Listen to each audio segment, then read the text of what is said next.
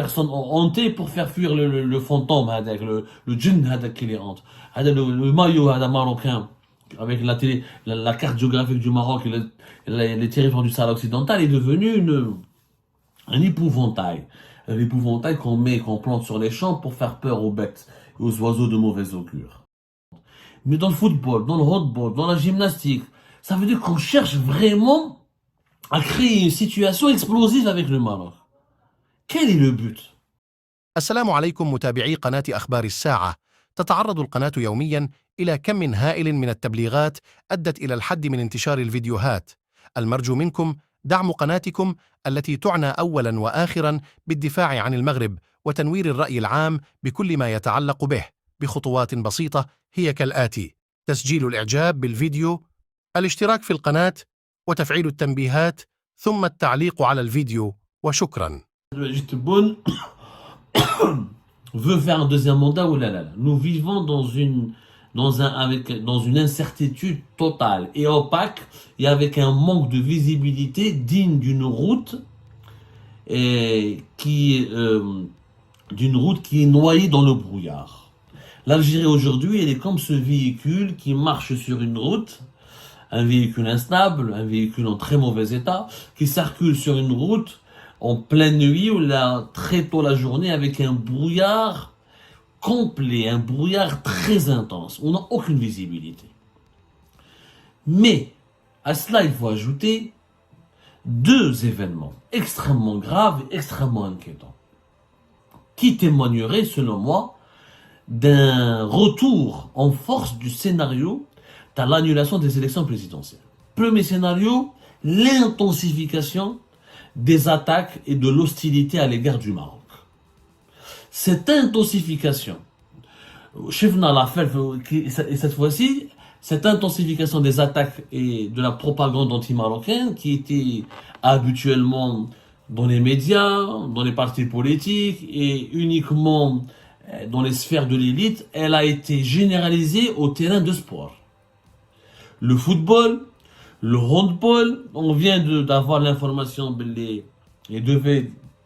la Fédération algérienne de gymnastique ne va pas participer à un tournoi organisé à Marrakech prochainement, alors que ce tournoi est une compétition africaine locale qui permettra ensuite de sélectionner les athlètes qui vont participer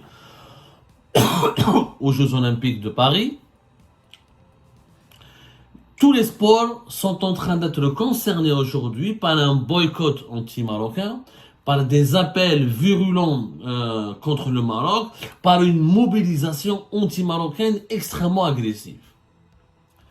Les problèmes entre l'Algérie et le Maroc existent depuis les années 70, voire depuis l'indépendance de l'Algérie depuis les années 60. Les problèmes que nous avons avec le Maroc, les malentendus, les tensions politiques que nous avons avec le Maroc, nous ont jamais empêché d'organiser des élections présidentielles, de développer le pays, de parler de développement social, d'avoir une vie politique.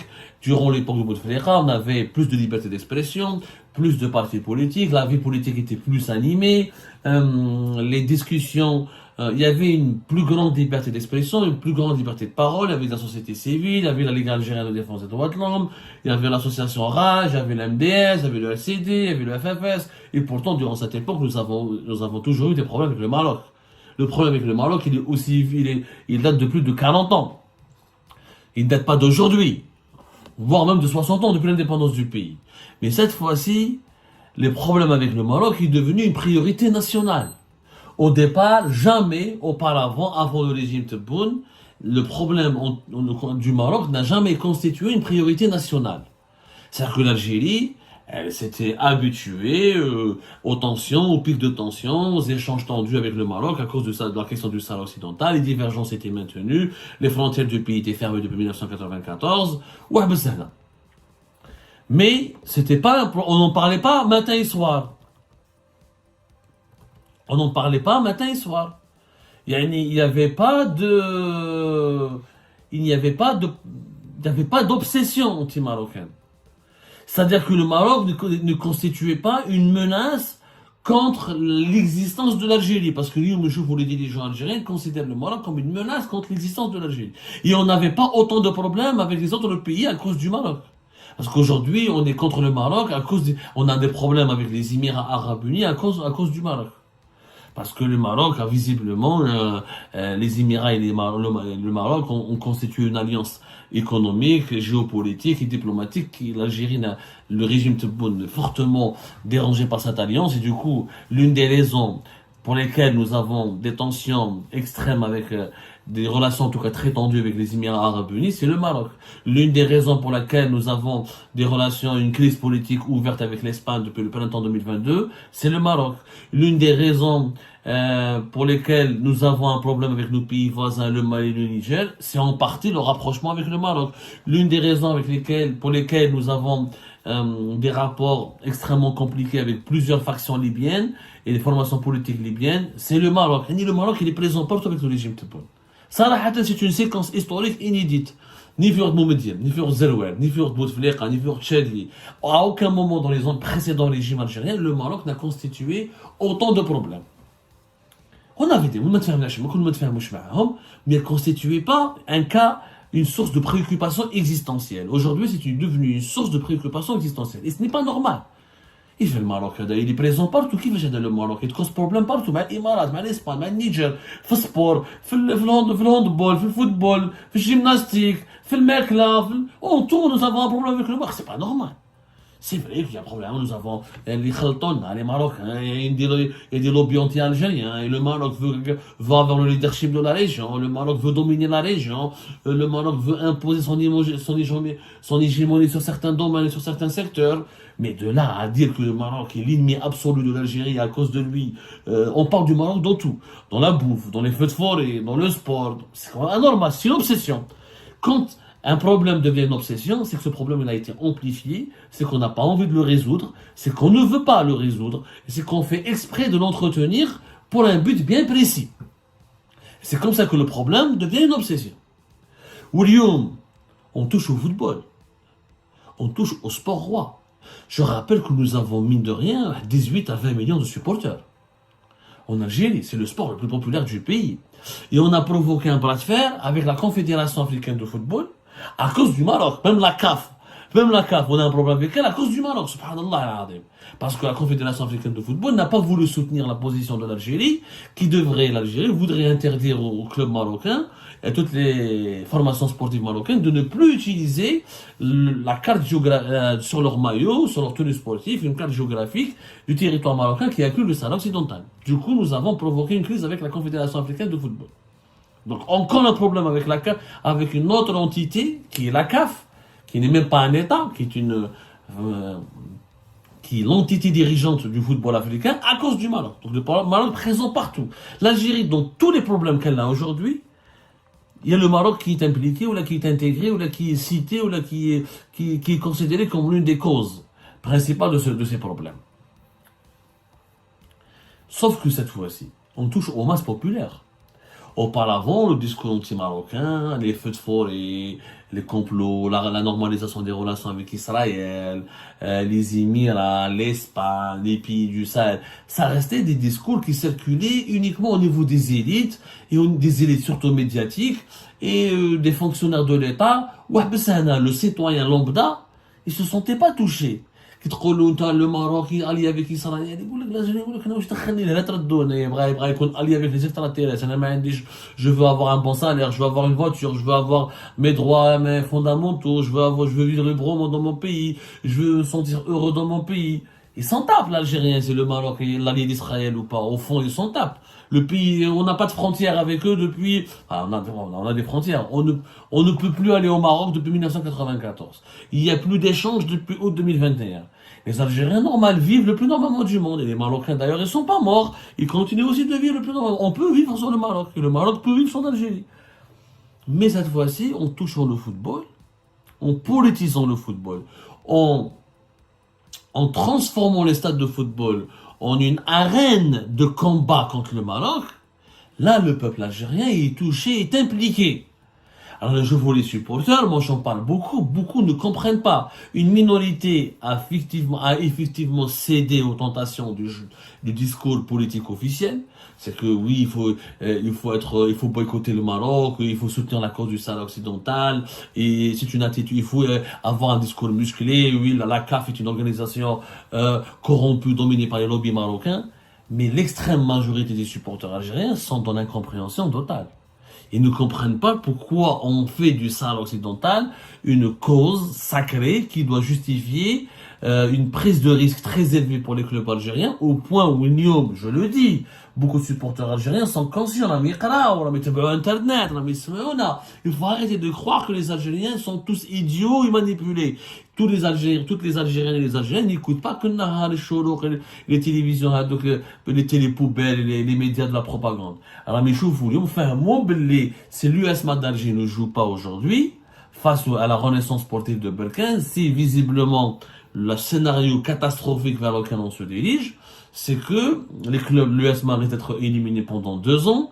On va aggraver le conflit et la crise avec la CAF, la Confédération africaine de football. La CAF pourrait prendre des sanctions disciplinaires plus graves contre toute la Fédération algérienne de football. Et on risque de perdre encore plus, on va perdre des titres. L'USMA qui aurait pu conserver son titre, qui aurait pu gagner cette coupe, la Confédération de la CAF risque de la perdre.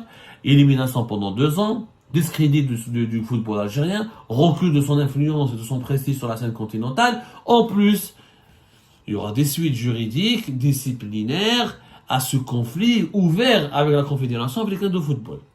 Où avec le risque maximal est d'avoir des sanctions graves contre toute la Fédération algérienne de football et donc l'exclusion de tous les clubs algériens, de toutes les compétitions africaines. On doit la CAF, vous m'avez contesté, vous m'insultez, vous dites que je suis pro-marocain, vous respectez pas la neutralité politique, vous nous parlez du Sahara occidental matin et soir, je suis pas l'ONU, je décide de vous exclure, démerdez-vous. Le jour où vous voulez refaire du sport et faire uniquement du football, revenez nous voir. Les supporters algériens seront dans une situation ils risquent d'avoir une grosse crise de colère. Des millions de supporters pourraient éclater. Attendez. Les stades de football, c'est le seul espace où on peut s'amuser en Algérie. C'est le seul espace plus ou moins de liberté d'expression. Voir le football, c'est le seul domaine où l'Algérie brille plus ou moins, qui lui permet de se frotter à la mondialisation, de se frotter à l'autre, de se confronter à l'autre et de hisser le drapeau au firmament, de porter le drapeau le plus haut possible. Puisque nous avons une économie faible, nous exportons pas, on n'est pas un pays touristique, on n'accueille pas beaucoup d'organisations internationales, on n'accueille pas beaucoup d'événements internationaux, et on a des problèmes avec la mondialisation, la modernité, on est un pays très fermé, il n'y a que le football qui constitue une échappatoire. Et même cet échappatoire, avec cette crise et ce bras de fer avec la Confédération africaine de football, elle risque de se refermer. Et le pays va s'isoler encore davantage, alors qu'il est déjà isolé sur le plan géopolitique, il est isolé sur le plan diplomatique, parce que nous avons des problèmes avec beaucoup de pays. Les Émirats, l'Arabie Saoudite jusqu'à l'Espagne, le Mali, le Niger, le Maroc et j'en passe. L'isolement économique, parce que nous n'avons pas pu ni diversifier notre économie, ni diversifier nos exportations, ni développer une production nationale, ni créer la label Made in Algérie qui s'impose sur la scène internationale. Il y a après, maintenant, un isolement sportif. L'isolement politique, géopolitique, diplomatique et économique, l'isolement sportif qui est encore plus dangereux. Les clubs algériens ne pourront pas participer à des compétitions africaines, ne pourront pas jouer des matchs internationaux à cause du conflit avec le Maroc et autour du Sahara occidental. Donc, beaucoup de fédérations algériennes, même d'autres sportifs algériens, après le football, le handball, la gymnastique, demain le basketball, donc plusieurs sports algériens, notamment les sports collectifs, ne pourront plus participer à des compétitions ou la rencontrer ou la évoluer dans les compétitions africaines parce qu'ils risquent de rencontrer des homologues ou des adversaires marocains qui afficheront la carte géographique du Maroc avec, je crois, le symbole qui fait peur. Je crois que l'amulette qui fait peur ou Jnoun. Je crois qu'il y a des crétins, ils montrent la croix. Où personnes ont hanté pour faire fuir le fantôme, le djinn qui les hante. Le maillot marocain avec la carte géographique du Maroc et les territoires du Sahara occidental est devenu un épouvantail. Un épouvantail qu'on plante sur les champs pour faire peur aux bêtes et aux oiseaux de mauvaise augure. C'est un isolement qui aura des conséquences. L'isolement sportif aura des conséquences pires que les conséquences de l'isolement politique et économique, parce que ça va aggraver les frustrations collectives, et puis ça va générer un climat très tendu. Et moi j'ai l'impression qu'il y a des lobbies au sein du régime algérien Ce n'est pas normal cette manière de vouloir isoler le pays. Ce n'est pas normal cette manière de vouloir casser l'Algérie, de vouloir la refaire reculer. Et ce n'est pas normal de chercher des problèmes partout. Avoir des dirigeants qui veulent cultiver que les problèmes, c'est pas une attitude logique. Si le problème avec le Maroc à cause d'Israël et du Sahara occidental sur le plan politique, je peux le comprendre.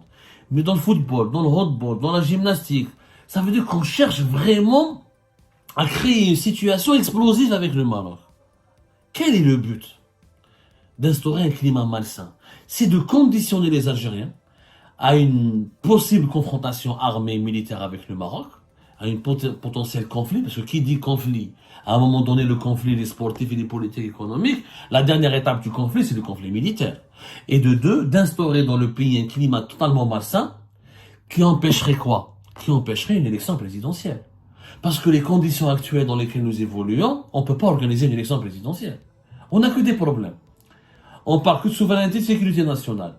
On parle que de menaces contre la sécurité nationale et contre la souveraineté. Quand un pays se sent en danger, il sent sa sécurité nationale en danger, il sent que sa souveraineté nationale est violée, ou elle n'est pas respectée, c'est pas un pays qui peut organiser sereinement une élection présidentielle. Anticiper, c'est pas possible, qu'elle soit anticipée ou qu'elle soit réglementaire, qu'elle soit dans les temps.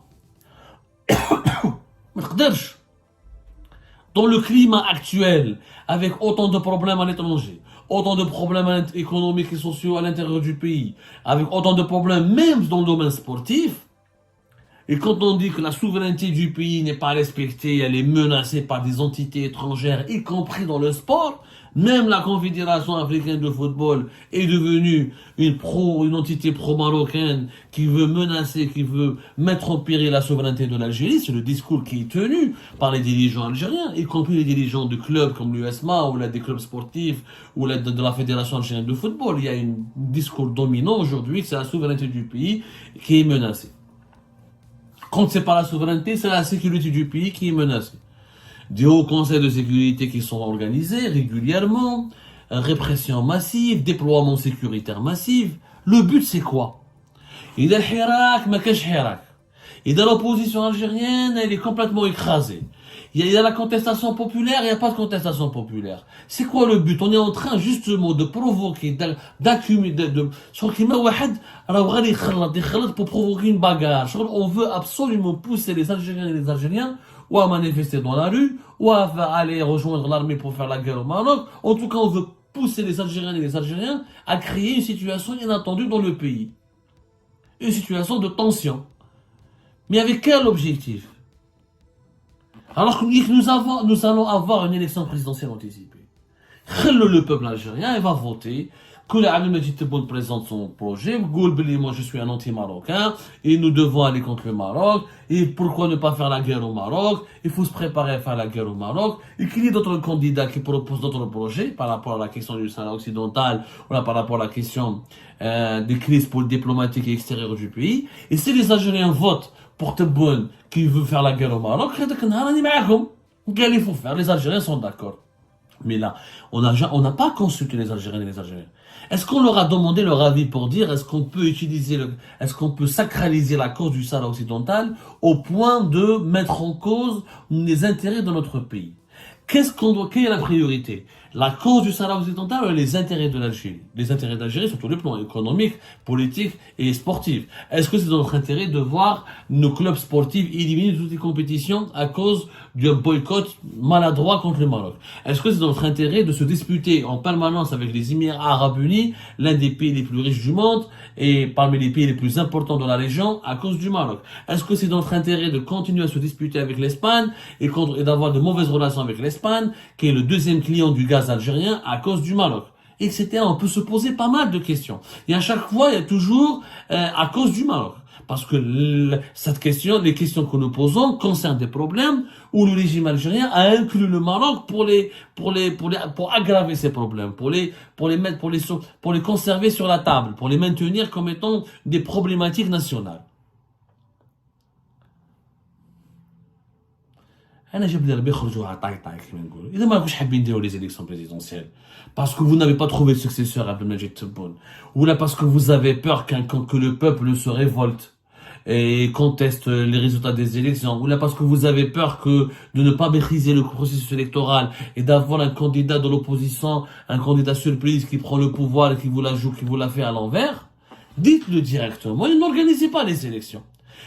N'allez pas nous entraîner dans une guerre interminable contre le Maroc, contre plusieurs pays étrangers qui n'ont pas voulu choisir le camp de l'Algérie parce qu'ils estiment que le Maroc n'a pas tort, et jouer ou la compromettre la stabilité du pays et sa sécurité, parce que vous n'êtes pas capable d'accepter les résultats d'une élection libre et indépendante.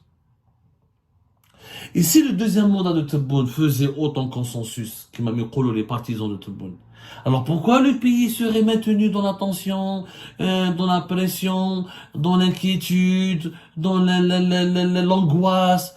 Les partis politiques de l'opposition s'exprimer, la liberté de la presse, les rassemblements, les meetings, puisque le deuxième mandat, et vous êtes convaincus, parce que c'est ce que disent l'entourage de Tebboune, passent leur temps à dire, les membres de l'entourage de Tebboune passent leur temps à dire à Tebboune que tu es populaire, qu'on t'appelle Ami Tebboune, que le peuple t'aime, que le peuple t'apprécie beaucoup. Et mais là, vous réprimez le peuple alors. Allez le peuple s'exprimer, laissez le peuple lui-même aller dire à Tebboune Ami Tebboune. Parce qu'ils sont conscients qu'il ne lui dira pas Ami Tebboune. Ils sont conscients que une élection présidentielle libre et indépendante va accoucher d'un résultat qui ne va pas du tout les correspondre à leurs attentes. Et je suis sûr que cette obsession anti-marocaine, et cette obsession pour maintenir et créer des problèmes en permanence, chaque mois nous avons un problème. Il m'a l'Imarat, il m'a le Maroc, il m'a les opposants algériens, il m'a l'Espagne, il m'a la France, il m'a l'Égypte, il m'a les... Cette obsession de créer des problèmes en permanence, elle a qu'un seul objectif. Empêcher l'organisation d'une élection présidentielle